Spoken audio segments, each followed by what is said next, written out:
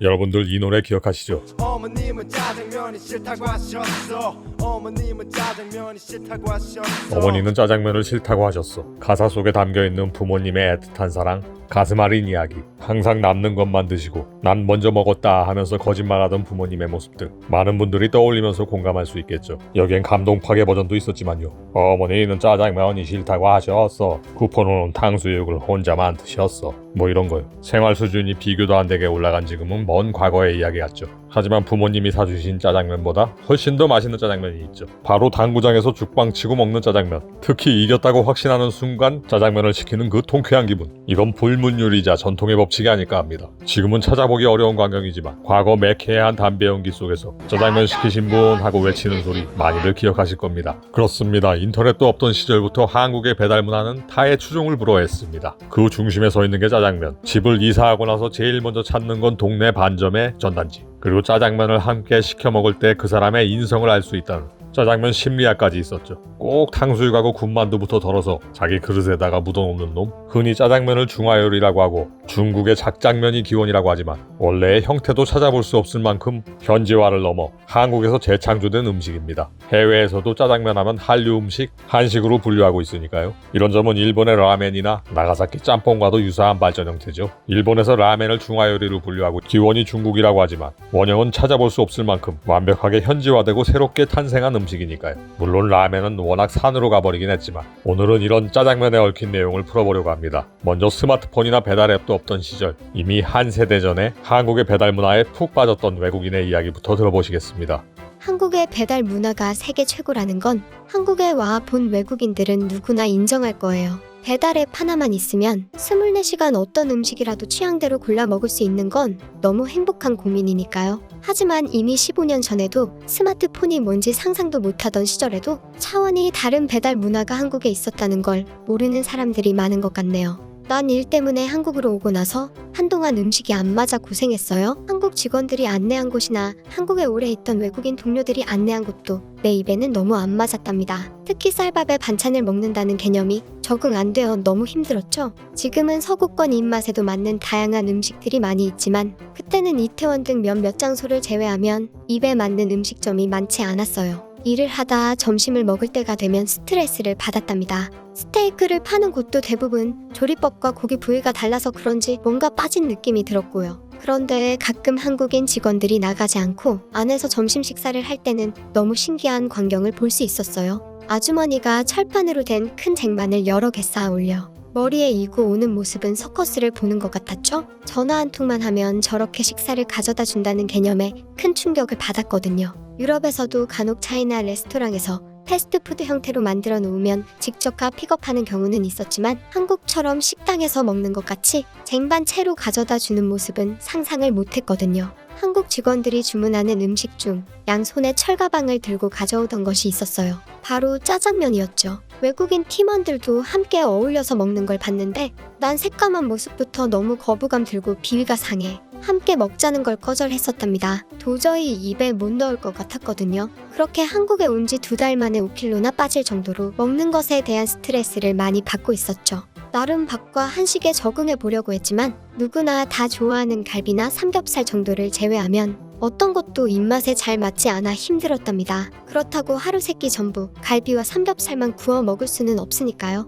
매일 고기 구운 냄새를 풍기고 다니는 여자를 어디서 환영하겠어요? 원래 해외에 가서 일하고 싶었고 식사를 제외한 한국의 생활은 생각보다 더 마음에 들었지만 먹는 것이 불편하니까 다시 돌아가야 하나 고민했었죠. 그러다 거래처의 젊은 대표를 만난 자리에서 이런 고민을 털어놓았어요. 그와는 일본 기업과 함께 업무를 진행하면서 알게 되었는데 유럽 여행을 오래 한 경험 덕분인지 말이 잘 통하고 공감하는 부분이 많아 금방 친구가 되었거든요. 그는 내 이야기를 듣더니 먹는 방법을 잘못 선택해서 그렇다고 했어요. 한국 음식을 누구나 맛있게 먹는 방법이 있으니 알려준다고요? 그는 나를 데리고 반포한강 고수부지로 갔답니다. 거기서 어디론가 전화를 했는데 잠시 후 세상에, 오토바이를 탄 사람이 프라이드 치킨과 맥주가 든 페트병을 들고 오지 뭐예요? 지금이야 신기한 광경이 아니겠지만 난 기절할 만큼 놀랐었답니다. 회사에서 점심때 보던 광경도 너무 신기했는데 강변의 벤치까지 음식을 배달해준다니 대체 이런 나라가 세상에 어디 있나 싶었죠.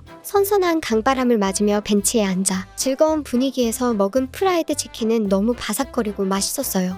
맥주와 그렇게 잘 어울리는 음식이 세상에 있을까요? 눅눅한 기름기 때문에 프라이드 치킨을 좋아하지 않았거든요. 선입견 때문에 지금까지 거절한 게 억울할 정도였죠. 한국에 오고 가장 맛있게 즐긴 음식이었답니다. 그가 말한 맛있게 먹는 방법이라는 말이 와 닿았죠? 그래요. 난 다른 나라 음식이라는 선입견과 거부감으로 먹기 전부터 선을 긋고 있었나 봐요. 먹기 전부터 이미 경계심을 가득 품고 있었으니 입이 아닌 머리로 음식을 먹는 것과 같았던 거죠. 그는 내게 이런 걸 깨우쳐주고 싶었던 거였어요. 며칠이 지난 다음 난 지금까지도 세상에서 제일 좋아하는 한국 음식의 진정한 맛을 알게 되었죠. 그를 따라간 곳은 당구장. 하지만 흔한 스누커나 포켓볼이 아닌 사구는 그때 처음 봤어요. 그리고 죽방이라는 용어도 처음 알게 되었답니다. 그와 몇몇이 어울려 내기 당구를 치는데 너무 재미있었어요. 당구를 치는 도중 그는 또 전화를 했고 얼마 뒤인 난 회사 점심시간에 봤던 철가방을 거기서 보게 되자 기가 막혔답니다. 대체 한국은 어디까지 배달이 가능한 건지 실험해보고 싶다는 생각이 들었으니까요. 서로 큐대를 놓고 짜장면 그릇을 들고 먹는 모습이 얼마나 맛있게 보이던지 난 짜장면이 싫다고 말했지만 그는 한강에서 먹은 치킨을 생각해보라고 했어요. 또 선입견에 빠질 뻔한 거죠. 그는 특별히 날 위해 먹기 편한 짜장면을 준비했다고 했어요. 과연 조금 다르더군요. 면만 담긴 그릇과 소스가 담긴 그릇이 달라 거부감이 덜 하더라고요. 그리고 면 위에 계란 프라이가 올라간 것도 눈 딱 감고 소스를 부어 비빈 후 젓가락을 들어 입에 넣자 오 마이 갓 소리가 저절로 나왔답니다. 짭조름하면서도 오묘한 맛이 이렇게 내 입맛에 잘 맞을 줄 몰랐어요. 그는 내가 먹는 걸 보고 씩 웃더니 맛있지? 하더라고요. 난 입에 가득 물고 씹느라 정신이 없어 고개만 끄덕였죠. 게다가 그의 말은 내 호기심을 더욱 자극했답니다. 죽방에서 이기고 먹으면 더 맛있어? 그날 저녁 이긴 그가 술을 사기로 했고 여럿이 어울려 먹는 분위기는 너무 즐거웠어요. 난 여러 가지 한식 안주를 거리낌 없이 먹어보았고 내 입맛에 맞는 음식들을 발견하는 즐거움을 알게 되었답니다. 그 뒤로 난 당구장 죽순이가 되고 말았죠. 항상 짜장면을 시켜 먹는 바람에 중국집 아저씨는 내가 전화하면 주문을 묻지도 않았어요. 아 금발 아가씨 하면서 간짜장 곱빼기에 계란 프라이 2개를 올려 가져다 주셨죠. 그리고 당구 치던 멤버들 중 한 사람은 남자친구가 되었답니다. 그래요. 어떤 나라의 새로운 식문화를 즐기고 싶다면 먼저 선입견을 버려야 해요. 그 나라에서 가장 자연스러운 방식으로 먹을 때 음식의 참 맛에 가까워진다는 것을 모르면 손해니까요. 네, 한국에 와서 짜장면 먹다가 당구장 죽순이가 되었던 친구 이야기고요. 저 때가 2000년대 중반이니까 흔한 광경은 아니었죠. 제가 나쁜 곳에 데리고 간 것도 아니고 성인이 저러고 노는 거 얼마나 건전합니까? 저 때 같이 당구 치던 멤버 하나랑 나중에 오래 사귀면서 결혼을 한 해 만에 하다가 헤어졌는데 그 뒤로 본국에 돌아갔고 한국에는 몇 년에 한 번씩 오고 그래요. 그래서 지금도 친구로 지내고 있습니다. 그 당시 있던 경험을 여성분의 시점에서 보기 좋게 재구성해봤고요. 원래 죽방으로 맺은 인연은 오래가잖아요. 미녀가 아니라면 얼마든지 건전하게 친구로 100% 우정으로 잘 지낼 수 있습니다. 아무런 사심이 안 들게 되니까요. 짜장면을 먹게 되면 어지간한 외국인들은 다 좋아하는 거 맞는데요. 중요한 건 먹어봐야 한다는 거. 먹기 전부터 비주얼에서 굉장히 거부감 느끼고 안 먹으려고 하는 사람이 있거든요. 요즘은 그래도 짜장면이 한식이라는 게 많이 알려지고 유튜브나 다른 매체를 통해서도 소개가 되었기 때문에 예전만큼은 아니겠지만요. 그래도 서구권 사람들 입장에서는 상당히 거북한 비주얼 맞습니다. 색깔부터요. 그래서 처음에 접근할 땐 간짜장이 좋아요.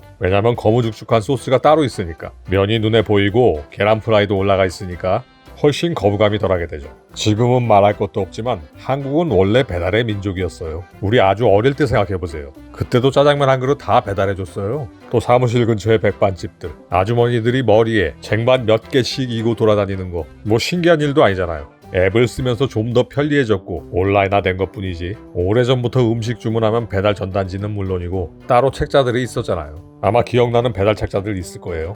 광고 잔뜩 붙은 거. 그래서 오히려 요즘보다 예전에 한국에 왔던 외국인들이 배달 책자나 전단지 보고 아무 데서나 시켜 먹는 거에 대해서 문화 충격 엄청 많았습니다. 그래서 가끔 외국 분들 오셨을 때 한국 사람들이 자연스럽게 즐기는 거, 먹는 거 보고 싶다고 하면 같이 당구장 가서 죽방 쳤거든요. 그럼 놀라서 입을 딱 벌리게 되죠. 죄에다 큐대 옆에 놓고 짜장면 먹고 있으니까요. 이건 뭐 상상하던 그 이상이니까. 물론 이것도 사람 따라서, 상황에 따라서 맞는 사람한테 써야 되겠죠. 타이밍에 안 맞게 아무나 될 것 같다가는 거부감 들 수 있으니까. 덕분에 한국에 대한 선입견이 완전히 사라지고 또 개인적으로 친해지면서 좋은 관계가 되는 일이 자주 있었습니다. 다른 영상들에서도 여러 번 말했지만 이런 게 한류지 거창한 게 한류 아닙니다. 지금도 비슷해요. 네, 오늘은 우리가 즐겨 먹는 짜장면 한 그릇도 때와 장소, 타이밍에 따라 정말 기억에 남는 한국 최고의 음식이 될 수도, 보기만 해도 역겹고 거북한 음식이 될 수도 있다는 경험을 풀어봤고요. 역시 중요한 건 선입견입니다. 우리도 서구권 사람들에 대해 또는 서구권의 음식에 대해 선입견을 가지고 있는 사람들 많은데 외국인들이 하고 한국에 오면 선입견 가지지 말라 이렇게 강요할 수 없는 거잖아요.